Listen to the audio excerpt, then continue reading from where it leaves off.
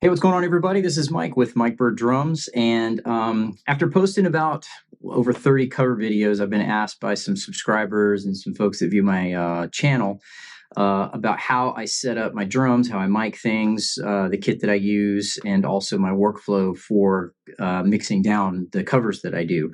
If you follow my channel at all, you know that I try to take a lot of effort and a lot of time to get the mix as close to the original of the cover that I'm doing as I possibly can. And so a lot of people were asking, what my workflow is, but also the kit. And so what I figured I'd do is I would just do a quick video on the kit setup first, and then I'll post another video later on about the workflow in my little home studio that I use. And hopefully you'll get a lot out of it.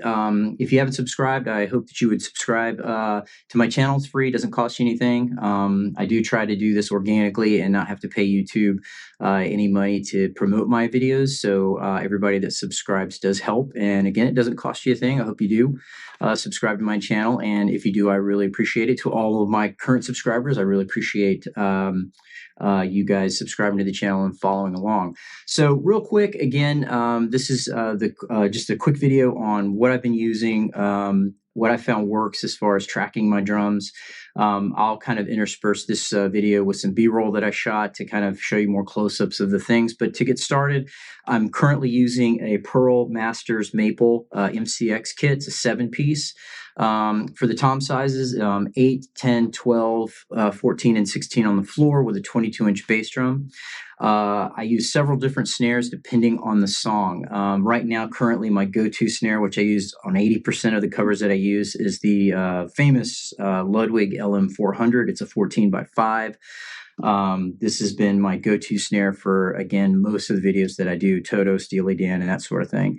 I do have some other snares that I have that I use depending on the song. For more of the 80s hard rock, like Rat, things like that, I'll use the Ludwig Epic. It's a 20-ply Birch, 14x7, so it's got a lot of depth to it, so it really gives you that awesome, heavy, thick, gated snare sound that I try to get. To augment that, I also have a Pearl Free Float Piccolo snare, both with the maple and the steel shell. And then finally, I have a Pearl signature Omar Hakim, which is a 13x5 in African mahogany. So I have a nice little kind of complement of snares that help me out when, depending on the cover that I'm doing, so I can try to get as close to the sound as possible. For drum heads, I'm currently using, I'm very much a Remo guy, so I'm currently using on the toms the Emperor coated. I'm going to be trying out on the next head change to do the Ambassador coated, but I kind of go between those two. I used to use the Ambassador clears, but I found I get a little bit better tone with the coated. So I've right now got the Emperor coated. I'm going to go back to some of the Ambassadors, but those will be coated. On the bottoms, though, always are Ambassador clears for the snare. All of my snares have the Ambassador coated on it, and on the bottom, the snare hazy. Again, a Remo, also the Ambassador SMT for the batter head on the bass drum, and then the front head is just the standard Pearl stock Rezo head on there. For cymbals, I get a lot of compliments on my cymbals. As you can tell, I've gone, I'm a Zildjian guy. I've gone pretty much all K. I'll talk about the auxiliary hi-hats, but from my left to my right, these are all Zildjian Ks. This is a 16-inch EFX crash. This is a 16-inch custom fast, and then a 16-inch custom session crash. And then further over to the right is a 17-inch sweet crash. This one is an 18-inch custom dark, and then an old school 17-inch Zildjian K China Boy that I use that rounds out more or less the crashes. For splashes, this is an 8-inch K splash. I just added this one, which I love. It's the K Special Dry Splash. It sounds real trashy. It's awesome. Use it for a lot of snare accents. It sounds fantastic. And then I've got the Splash 10-inch K. And then finally for splashes, I have the 11-inch custom hybrid splash over here. And for my ride, I'm using a custom session 20-inch ride. Love it. It cuts through the mix, especially when I'm riding on the bell. So it's a fantastic ride cymbal. For hats, for my main primary, I'm using 14-inch custom session hats. And then the only thing that's not on my kit that's not as a K series is my New Beat hi-hats, the A series. These are the old school ones. I'm going to keep these really cut through the mix as well. If you watch my Boston video, Smoking, I was using these quite a bit and love how they sound. So not getting rid of these. These actually were sold to me with the kit. And so I'm going to keep these on the kit just because they sound really, really fantastic. So that's basically it for the crashes, for the rides and everything. Moving on for hardware, I'm using a Pearl curved 3-sided icon rack system. So I have a lot of options to mount all this stuff. It does help a lot. So I'm very fortunate to have a rack system.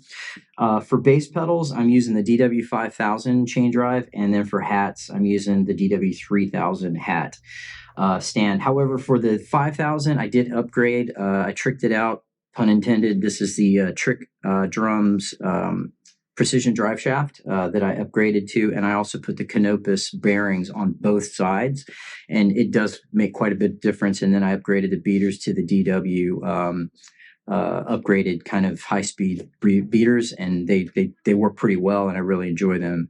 So I did upgrade the DW5000. I'm looking at possibly going to a direct drive, but right now this thing works pretty good, and it's pretty fast, very smooth, especially with the Trick shaft on it. So easy peasy. So moving further for mics, for the mic system, as you can tell, I'm using the SM57. Huge fan. These things are built like tanks. You can get them used in fantastic condition off of eBay or Reverb for 60, 70 bucks a mic. You just can't beat the price, and they do exceptionally well. I mean, they were used for decades and decades in studios and live gigs. So I chose just to go with the SM57. I know them the best. I know how they sound, and they're built like tanks, so I've kind of stuck with it. So on the toms, SM57s all the way around. Also for the snare top and bottom, I have an SM57, but I also put an AKG 451B pencil condenser to kind of augment the snare top. It gives me a little bit of that mid. And so if I want to mix it into the system, into the song, the cover that I'm doing, then I can. Sometimes you'll notice on a police video that I recently did, I did migrate the pencil to my hi-hat because Stuart Copeland does a lot of hi-hat work. So I wanted to really kind of emphasize that. So I took the pencil condenser and put it on the hats, and that worked out pretty well. Over on the ride cymbal, I'm using an SM81 to mic the ride cymbal.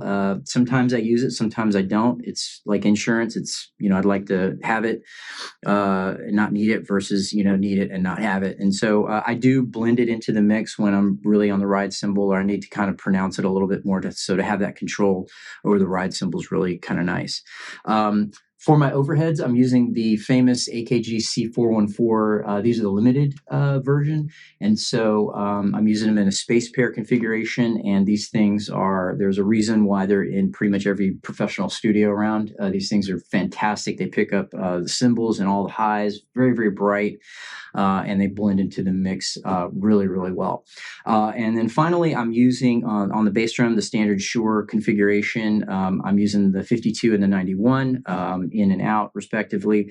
And that pretty much rounds out all of the microphones that I'm using to mic the kit.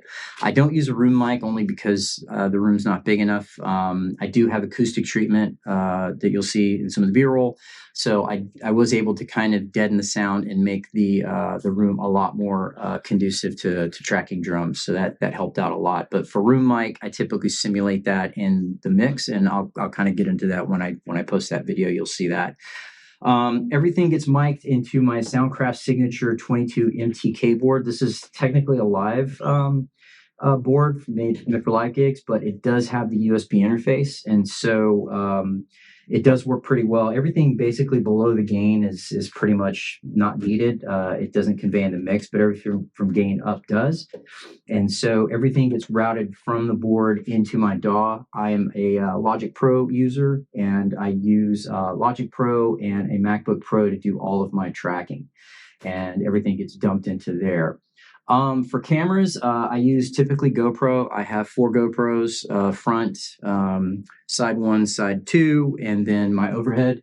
And then every once in a while, if I want it at a different angle, I'll put my iPhone in a little arm mount that I have over on my right side or my left side. And sometimes I'll blend that in the mix. You'll see that in some of the videos as well. And then everything gets fed into my little iPad. I can control it.